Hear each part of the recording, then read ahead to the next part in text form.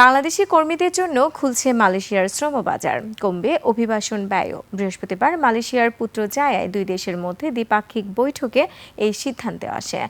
দুই দেশ শ্রমিকদের শোষণ রোধে একটি স্বচ্ছ, পরিচ্ছন্ন, কার্যকর নিয়োগ ব্যবস্থা নিশ্চিত করার বিষয়ে একমত হয়েছে বলে জানিয়েছেন প্রধানমন্ত্রীর উপদেষ্টা মাহদি আমিন।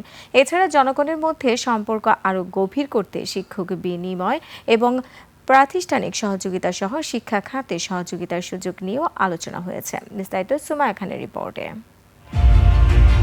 দীর্ঘদিন বন্ধ থাকার পর আবার বাংলাদেশি কর্মীদের জন্য মালয়েশিয়ার শ্রমবাজার খুলে দেওয়ার পথে অগ্রগতি দেখা যাচ্ছে।